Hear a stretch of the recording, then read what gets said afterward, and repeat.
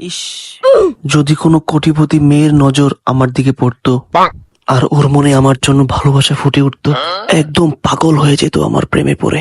এরপর সে আমার বউকে 50 লাখ টাকা দিয়ে আমাকে বিয়ে করার জন্য রাজি করিয়ে ফেলতো।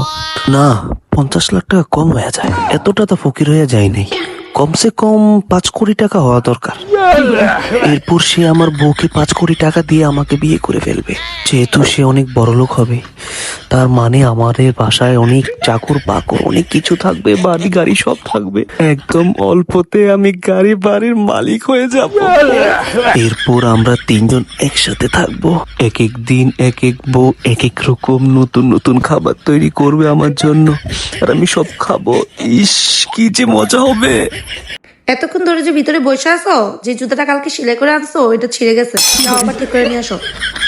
ধ্যাৎ, আসি, শালার মুডটাই খারাপ করে দিল। ধুর, যাই।